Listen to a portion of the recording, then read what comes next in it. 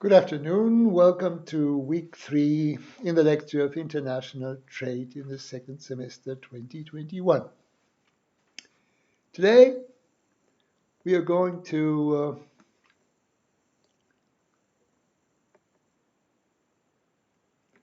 deal with the factor abundance model of international trade, the Heckscher-Ohlin-Samuelson model. This model was invented by Eli Heckscher and Bertil Ohlin, both from the Scandinavian countries, and was put in mathematical form by the American economist Paul Samuelson. We're going to take a look at the model, then at the assumptions, and also at some theorems that are very closely related to Heckscher-Ohlin-Samuelson, like the Rybczynski theorem, the Solper-Samuelson theorem, the factor price equalization theorem, and the reciprocity condition. Furthermore, we are going to take a look at the empirics. How did this model perform in empirical tests? What is Leontief's paradox about? We are going to take a look at the test that Vasily Leontiev carried out, a Nobel laureate. But we're going to take a look too at other tests carried out by other economists. Finally, we are going to take a look at the scope for further research in this matter. Now, the Heckscher-Ohlin-Samuelson model is very similar to the Ricardian model we saw last time, in that it deals with the comparative advantage of nations. It aims at finding out what the benefits of trade are for a nation, what the benefits of trade specialization are for a nation. Now, what is the difference between the Ricardian model, and the Heckscher-Ohlin-Samuelson model? What is the source of comparative advantage in the Ricardian model? Well, it's differences in technology between countries, yes? So the Ricardian model, you might remember, was based on the assumption that if you have the 2 times 2 model, the usual one in the textbooks, 2 countries and 2 goods, that the production of good 1 and good 2 in both countries takes place using different production functions. So good 1 is produced in one country with one production function, and the same good is produced in the other country with a different production function. The second characteristic of the Ricardian model is that we only use one production factor, namely labor, of a homogeneous quality. Now, Heckscher-Ohlin-Samuelson is a model that looks for comparative advantage or for reasons for trade in differences in endowments with production functions across countries. So that is to say that the model assumes that trade comes into being between 2 countries if there are differences in endowments with production factors like labor, capital, land, or others.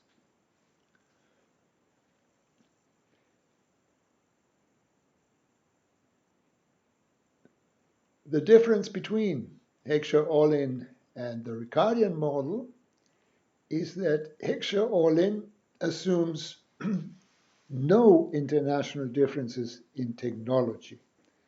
So that if good 1 is produced in both countries, it will be produced with the same, exactly the same production function And this also applies to good number 2.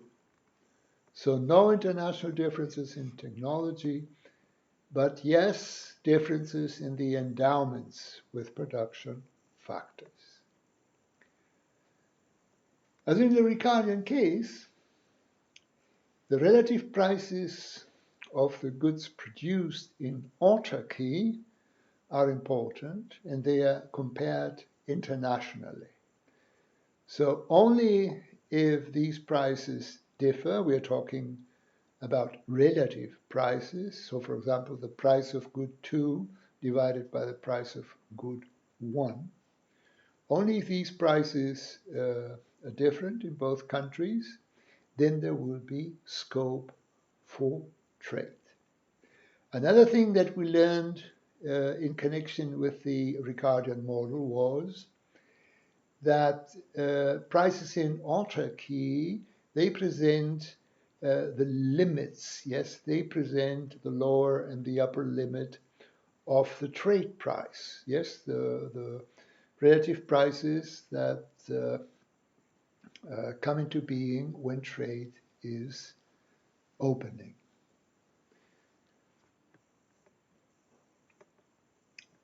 Now let us take a look at the assumptions of the Heckscher-Ohlin-Samuelson model. I already mentioned that to keep things simple and tractable, we generally, in textbook presentations, we use the 2 times 2 times 2 model, 2 countries, 2 goods, and 2 production factors. So even in the simple model, we have 1 production factor more than in the Ricardian model, where, as you might recall, we only had labor. Now we have labor and capital, but we also might have, instead of capital, land or 2 types of labor, yes, skilled and unskilled labor. Yes. So the most important thing is to have the 2 times 2 times 2 model, because that makes many things very easy to understand. Both production factors are homogeneous in quality. This characteristic, this criterion we know from the Ricardian model. And we also know from the Ricardian model that the supply of factors of production is assumed to be inelastic, is fixed, yes? And there is no way in increasing or decreasing the supply of factors of production, because they do not react to changes in the returns to the production factors, yes? Changes in wages or changes in the interest rate. We also assume that these factors are mobile within countries, between industries, but not between countries, not across countries. And wages are the same in both countries, interest rates too. Factor endowments have to differ across countries, and technology does not differ between countries. The production function of each good is identical across countries. Constant returns to scale and diminishing returns apply. No transportation costs, no trade barriers, and perfect competition on all goods and factor markets in both countries. A very important assumption now is that factor intensity reversals should not happen. What is a factor intensity reversal? With factor intensity reversal, we mean that if there is a good, maybe a capital intensive good, this good remains capital intensive in all countries. So it's not possible to produce a good in one country as a capital intensive good and in the other country as a labor intensive good. This does not work. So the Heckscher-Ohlin-Samuelson models is based on the assumption that factor intensity reversals do not happen. The model is a general equilibrium model of international trade, as the Ricardian model also is. Consumer preferences are assumed to be the same across countries. We also assume this in the case of a Ricardian model. Equilibria. We have equilibria with both countries producing both goods. We call it diversification. And also in the case in which one or both countries specialize.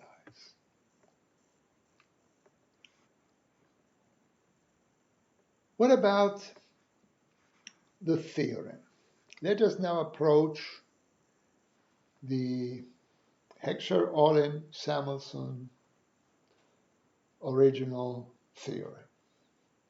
It says that a country will have a comparative advantage in and therefore export the good that uses its relatively abundant factor intensively in production. So if a country is richly endowed with labor, then the prediction of the Heckscher-Ohlin-Samuelson model would be that the country will have a competitive advantage if it exports the good that uses labor intensively in production. Very closely related to the Heckscher-Ohlin-Samuelson theorem is the Stolper-Samuelson theory and the Rybczynski theorem. Stolper-Samuelson, Wolfgang Stolper, an Austrian economist, and Paul Samuelson, an American economist. They say an increase in the relative price of a good will increase the return to the factor used intensively in that good and reduce the return to the other factor. So if we have a capital-intensive good, yes, and the relative price of this good increases, yes, the relative price P2 divided by P1, and P2 is the price of a capital-intensive good. So if the price of this good increases, then the prediction is that the return to capital will also increase. And that the return to the other production factor, in this case labor, will be reduced. What is the Rybczynski theorem? Rybczynski theorem already deals with relaxing assumptions. Just a minute ago, we said that in the framework of the Heckscher-Ohlin-Samuelson model, factor endowments are fixed and that they are totally inelastic. They don't react to changes in returns. But now the Rybczynski theorem tells us that an increase in a factor endowment will increase the output of the industry utilizing it intensively and decrease the output of the other industry. So this is a theorem that is valid to the extent that factor endowments are not anymore fixed, constant.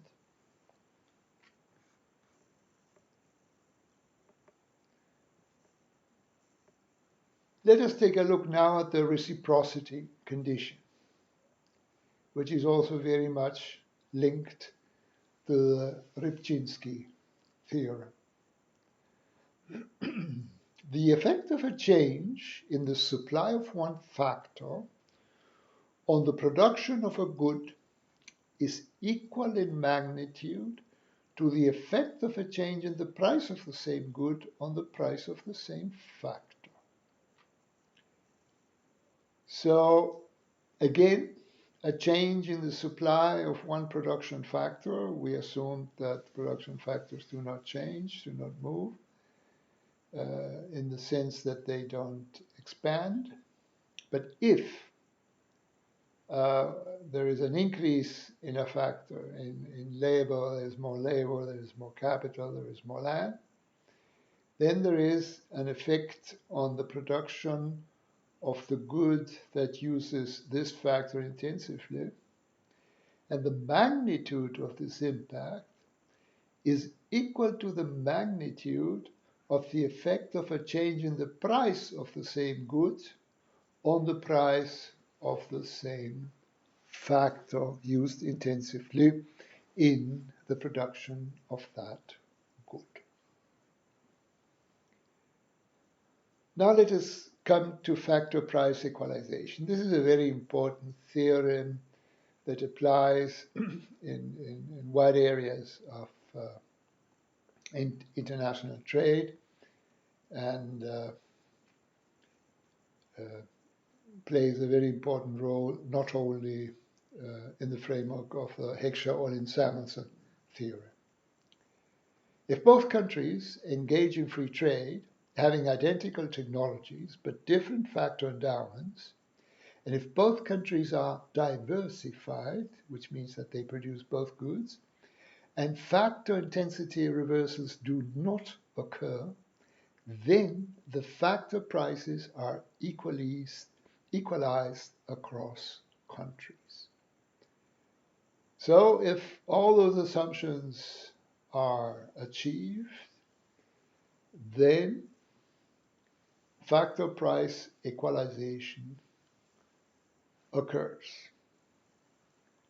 So as you see, this is linked to the validity of a series of assumptions. But it is a very important theorem. For example, as you know, migration takes place exactly because the people want to move to a country where they have more economic opportunity in many cases. And so if free migration would take place, then of course factor prices would equalize. We will have the same wage in all countries. But of course, migration does not happen. Yes, trade is free, capital movements are also relatively free, but migration is always restricted. So factor price equalization cannot happen, at least not in the area of labor, in the area of wages.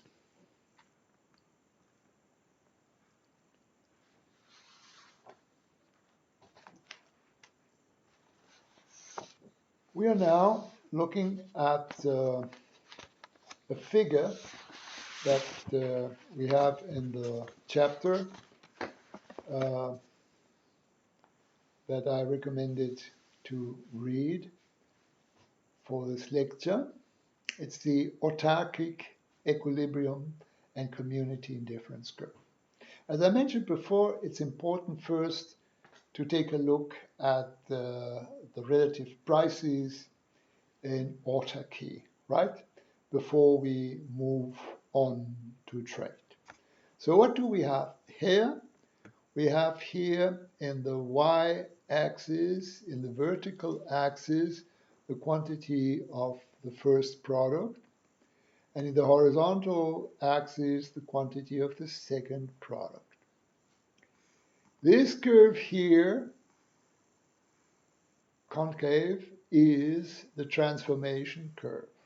It's related to the production functions because, for example, in the Ricardian model, we had a straight line as a transformation curve because production functions were linear. Yes. Now in this case, we assume a Cobb-Douglas production function, so we have a concave transformation curve going from O1 via A to O2.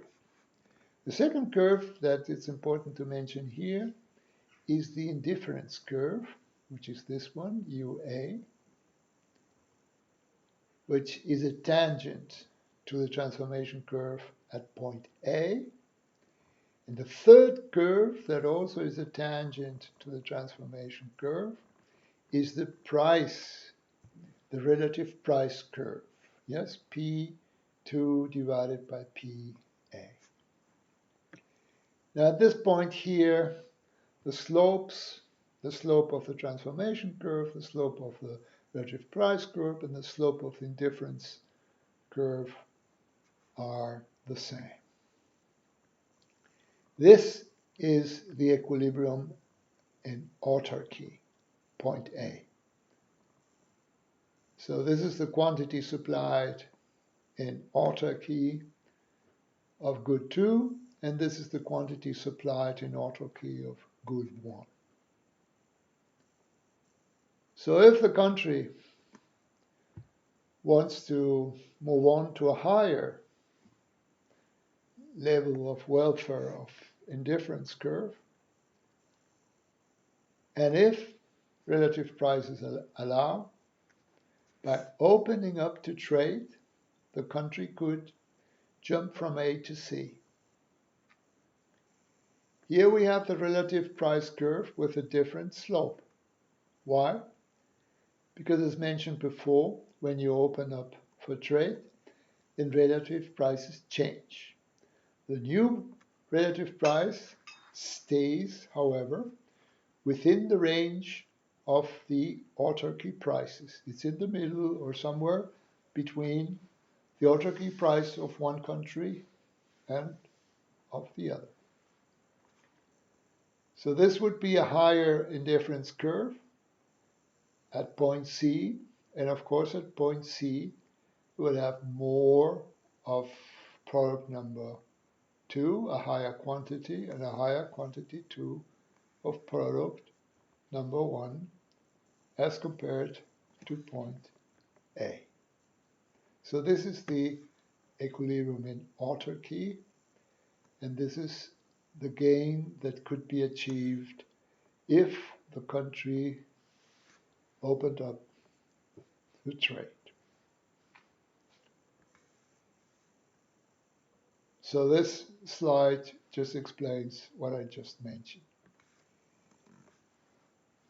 I mentioned in the lecture last week, while discussing the Ricardian model, that social indifference curves actually do not exist, because Kenneth Arrow showed with his impossibility theorem that it's very difficult, if not impossible, to aggregate individual preferences in a society. So some economists have tried to look for a way around, and the way around is to choose excess-demand functions. And this is an example that shows how one can use excess demand functions to show how the autarky equilibrium comes into being. What you cannot see here is the vertical axis, which represents the relative prices. What we have here is the demand schedule for good 2, and this one is the supply schedule for good 2. And this schedule here, this curve, is the excess demand. And the excess demand function is just the difference between the demand and the supply for good 2.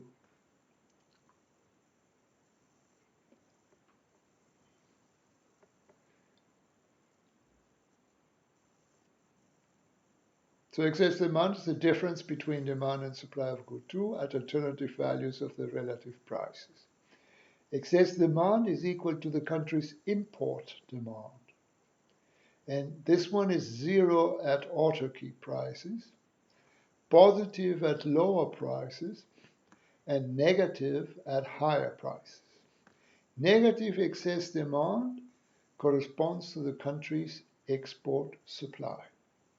Assuming good 2 is capital intensive, the country produces only good 1 if the relative prices are lower than P min, and only good 2 if the relative prices are larger than P max, P min.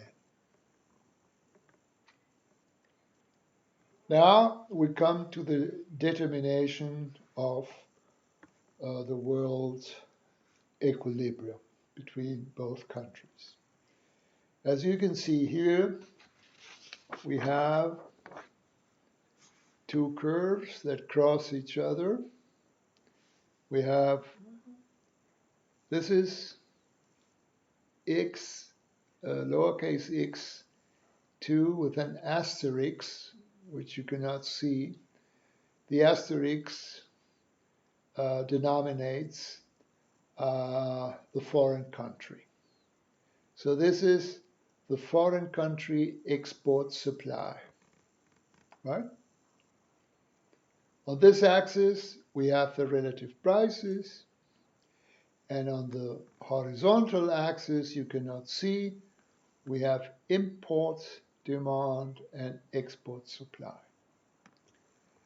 So I said that this is the foreign country's export supply. And this curve is the home country's import demand. Will the import demand and the export supply meet? There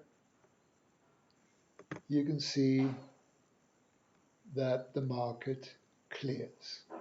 The market clears here at the relative price PW. And as we know from microeconomics, the market for good 2 clears at the relative price PW. And at the same time, the market for good 1 clears at the relative price 1 divided by PW.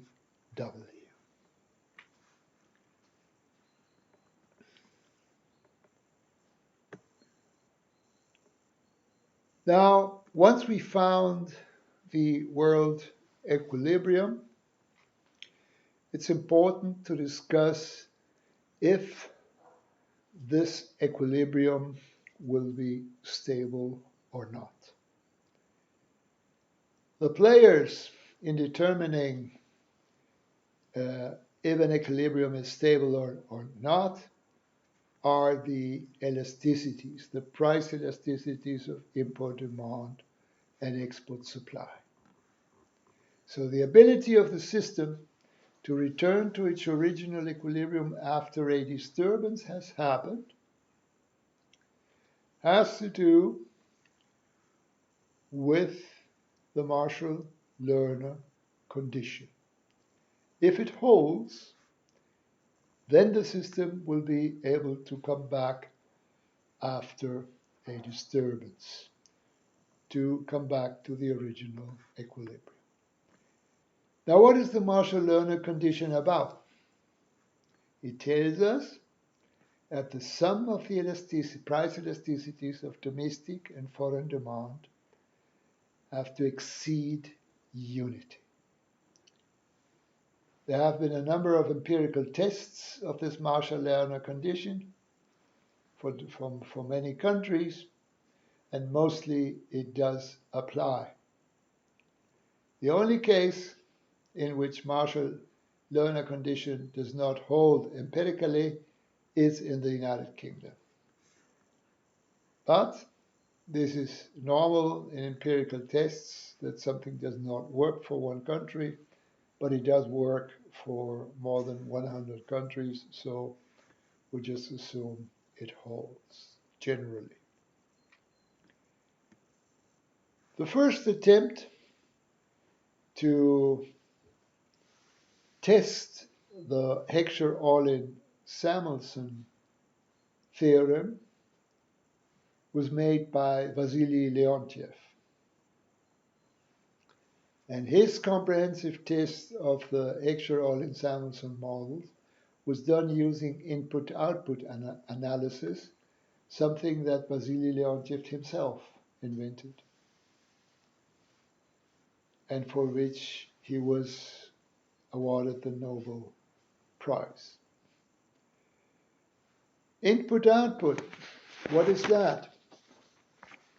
Well,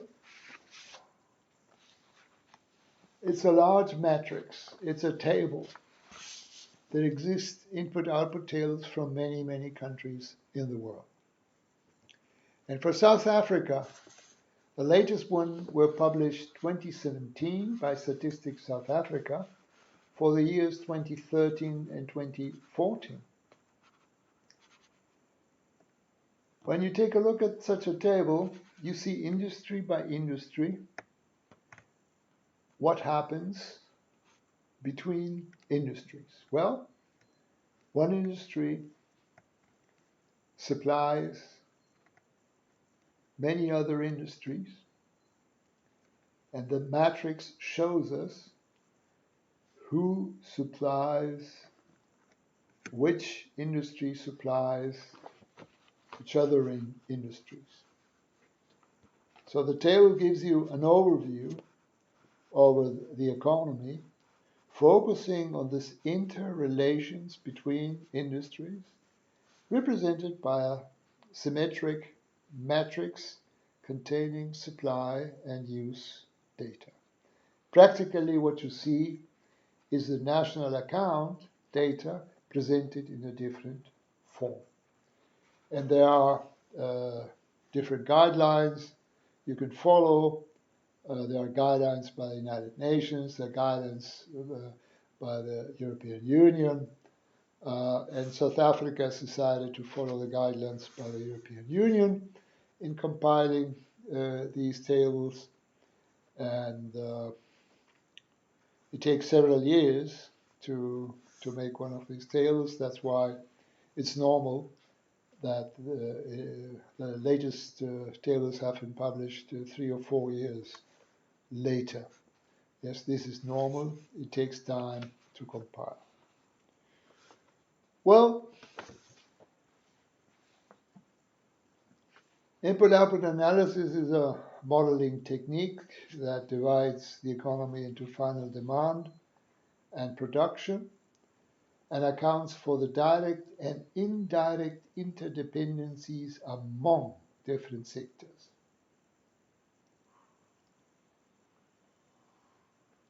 You have input-output tables for countries, but you also have them for regions. So you also use it for regional analysis. What happens to those economies? For example, you would have they are symmetric. So you have, if you have 10 sectors in the economy, then you might have 10 rows and also 10 columns. And so you have agriculture, you have mining, you have food, you have textiles, you have other manufacturing, you have commerce, you have other services. Yes, and you also have a row with salaries and other value added, mostly capital and other production factors.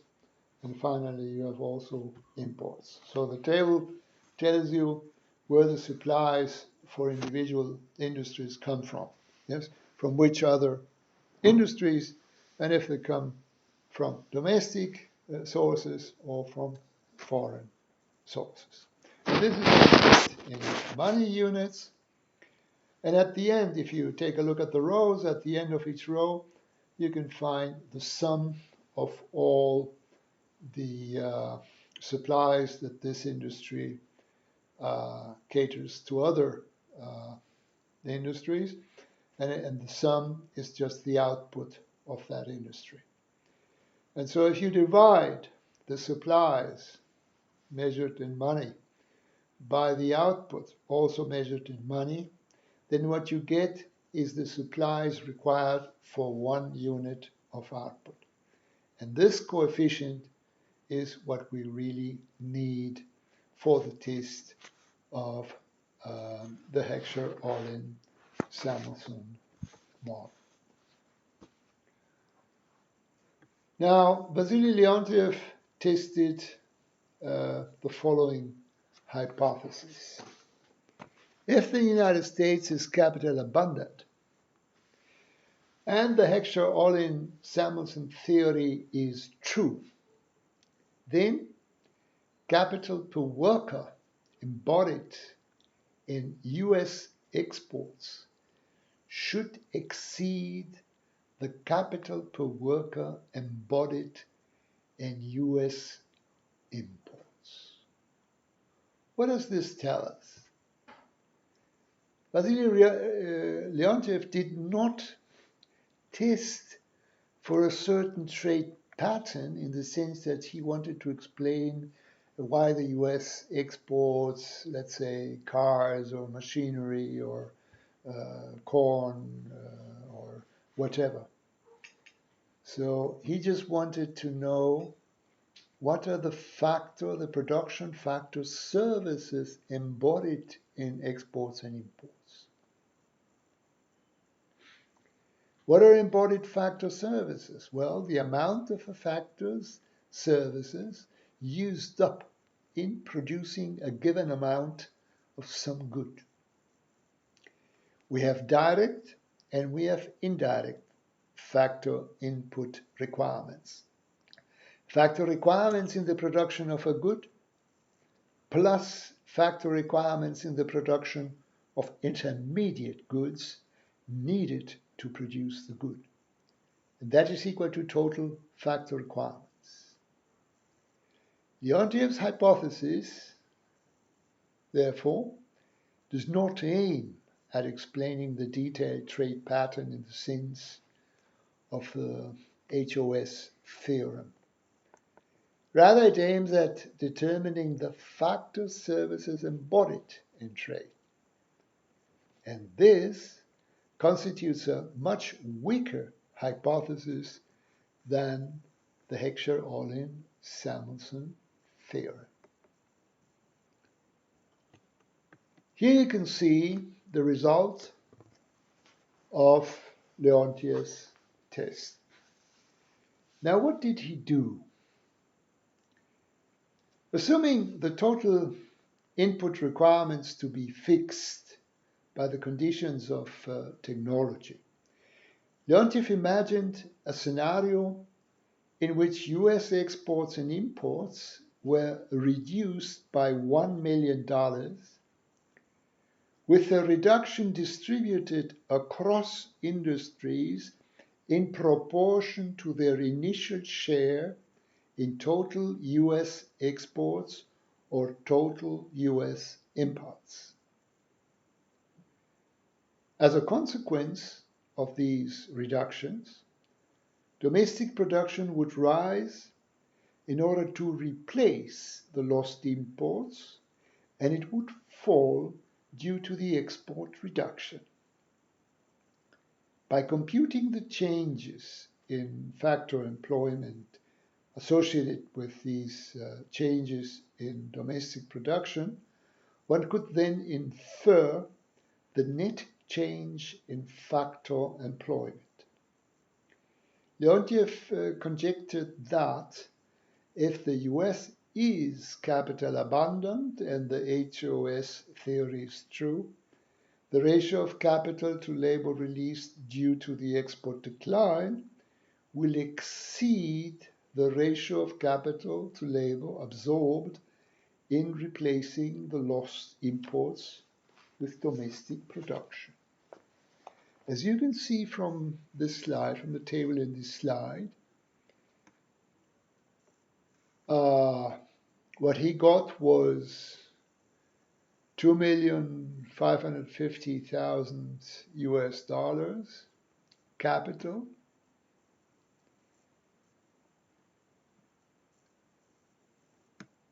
replaced by export that didn't take place,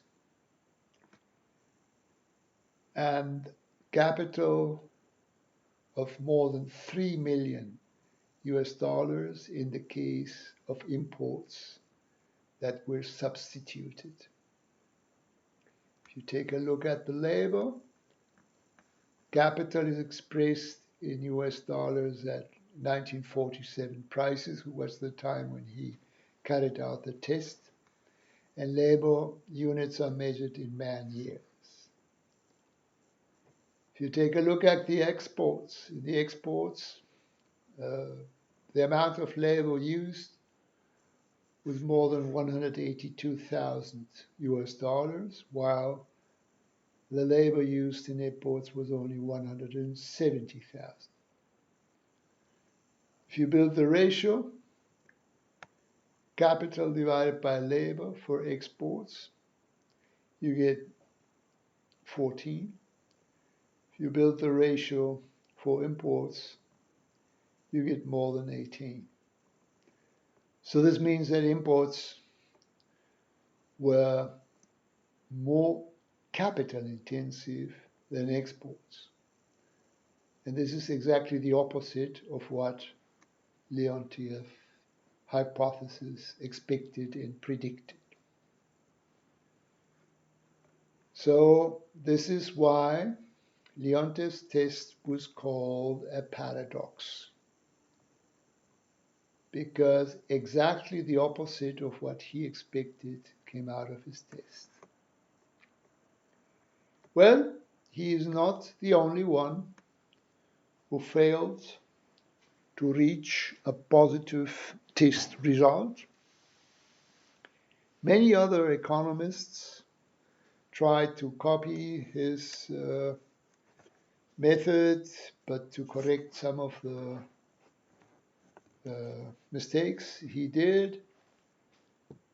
But even they couldn't improve the final result. Then suddenly an economist called Vanek came up, and he changed the method a little bit, but still used input-output analysis as Vasily Leontief did. And he proposed the Heckscher-Ohlin-Vanek method of testing. The Heckscher-Ohlin-Vanek hypothesis would be if free trade equalizes factor prices between countries, and if countries have identical and homothetic preferences, then each country will, on average, be a net exporter of the services of its physically abundant factors and a net importer of its physically scarce factors. So as you can see here, this hypothesis is also a weak version of the original Heckscher-Ohlin-Samuelson theorem. And you might also say that Vanek's version is still weaker than the one proposed by Leontief.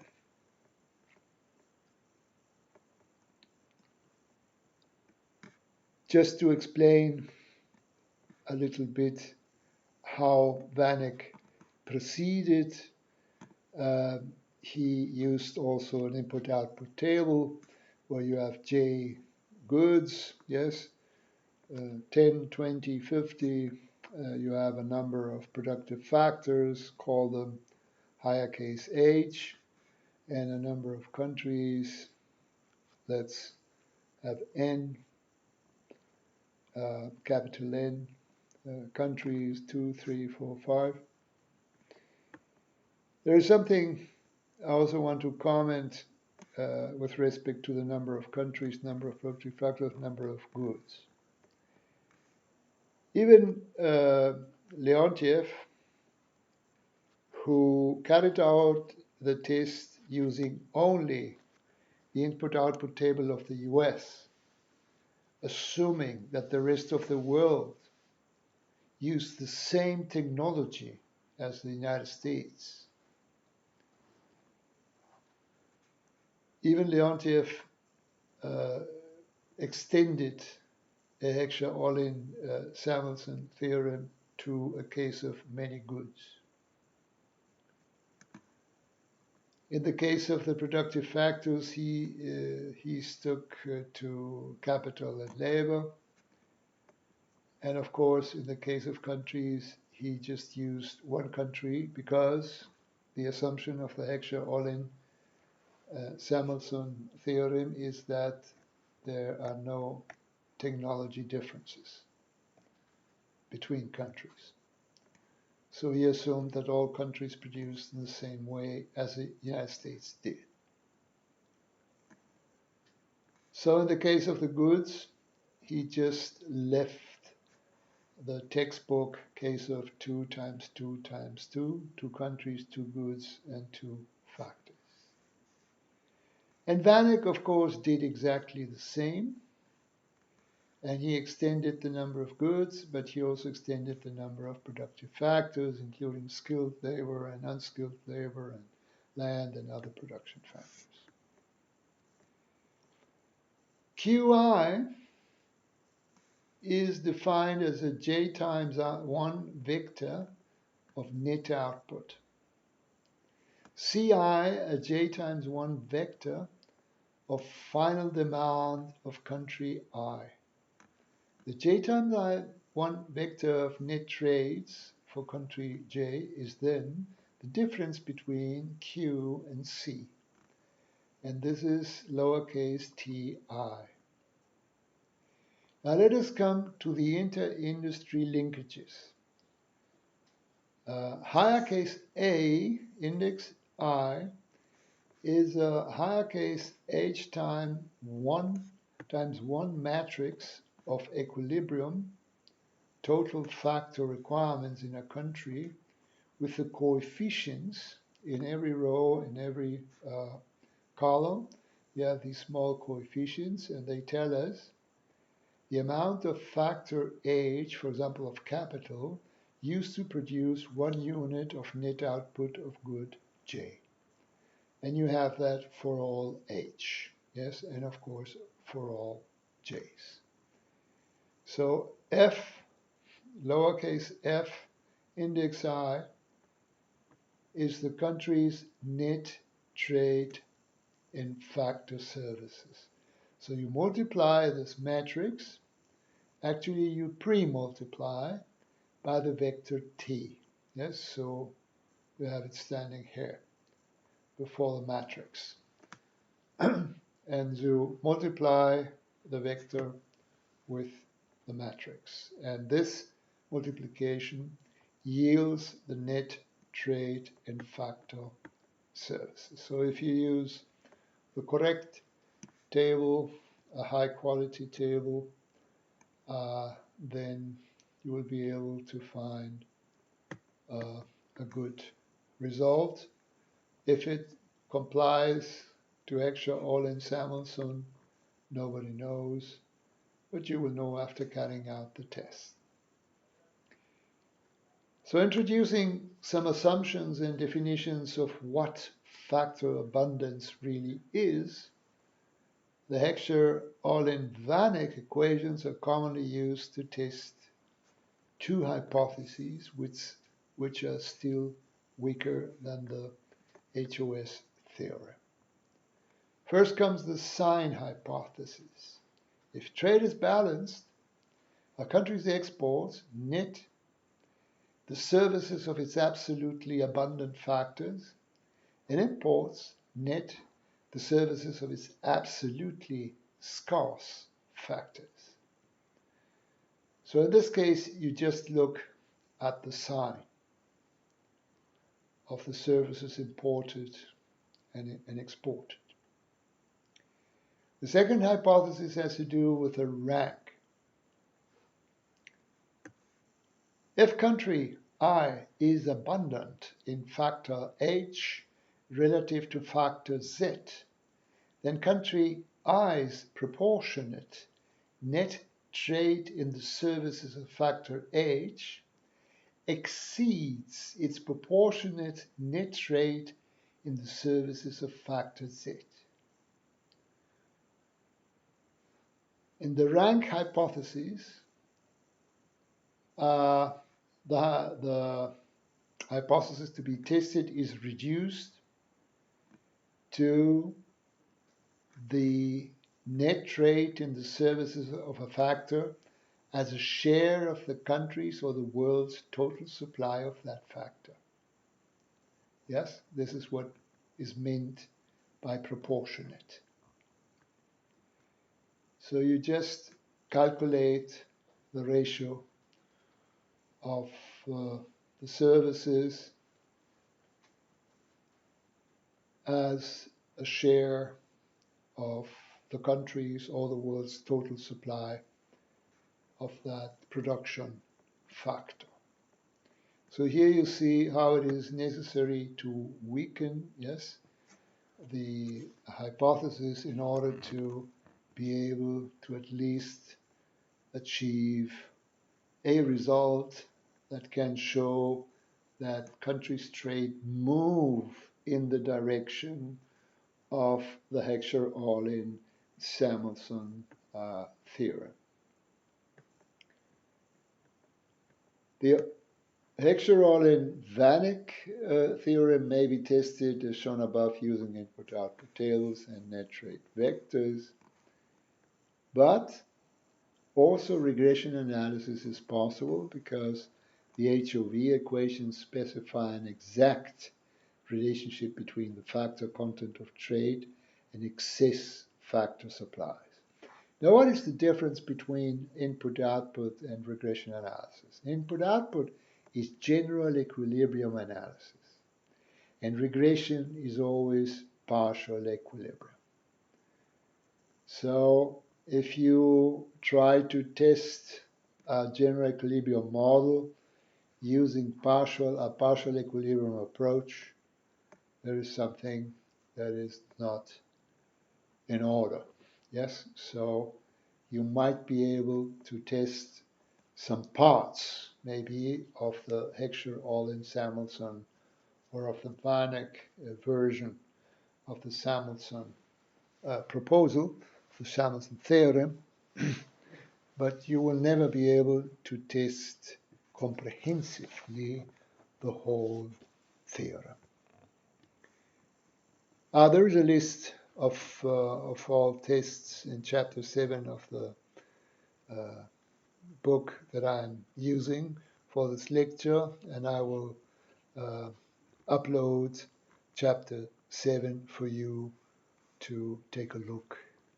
And since this book has been finished some years ago, I recommend that you turn to Google Scholar for any updates if you need them. Relaxing assumptions.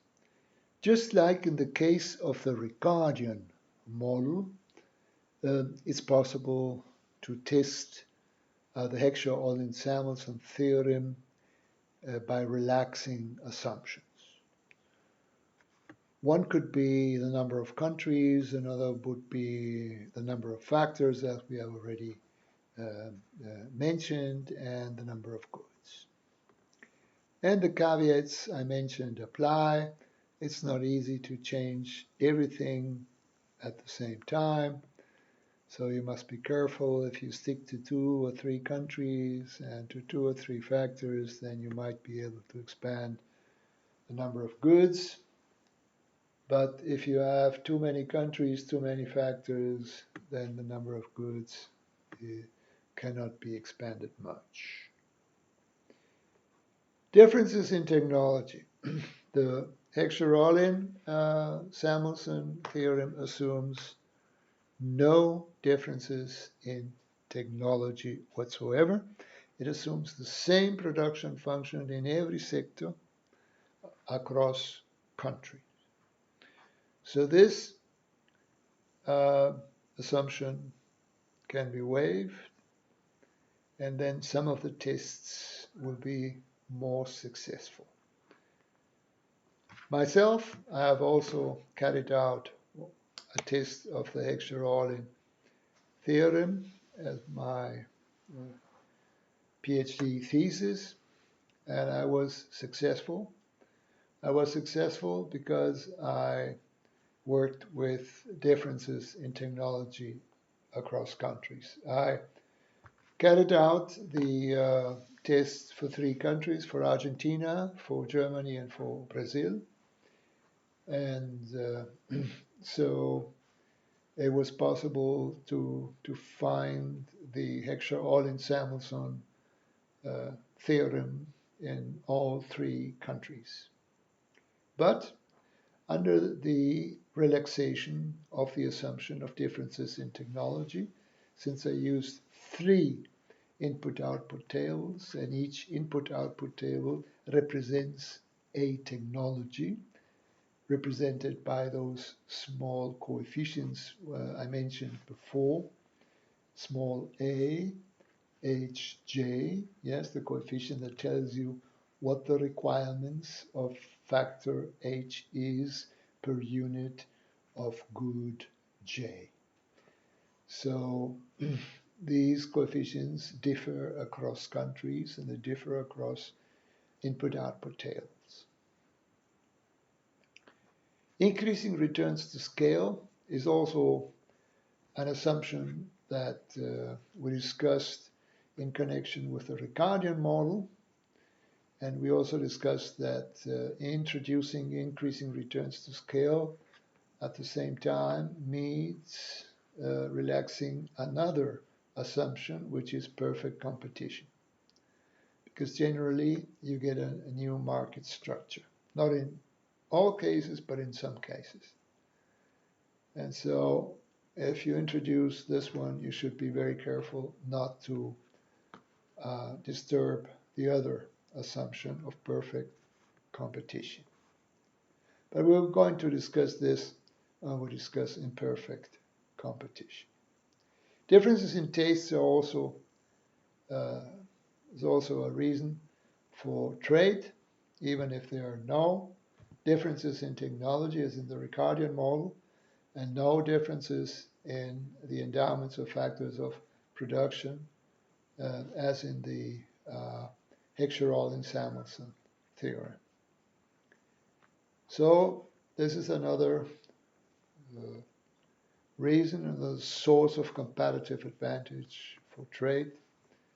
And so it can also be, the assumption can be relaxed, but you must be careful not to confuse it with the effects of the Heckscher-Ohlin-Samuelson model. Well, summing up, empirical tests of the Heckscher-Ohlin-Samuelson trade theory are generally quite mixed and inconclusive, even if you decide to test weaker versions of the hypothesis, like the ones presented by Leontiev and Banach. International differences in technology and demand preferences seem to explain most tests which the model has been in which the model has been empirically rejected. Stolper-Samuelson and the Rybczynski theorem seem to be valid empirically. The problem with testing the HOS theorem is that it involves 3 independent sets of variables, 2 of which are not always available and sometimes of poor quality.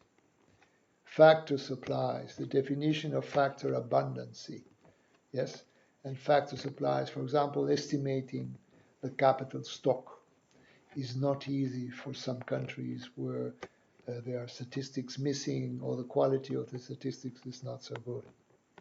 And factor inputs, so the same applies to input-output tables. Not every input-output table is of high quality, so the factor input coefficients are also not perfect.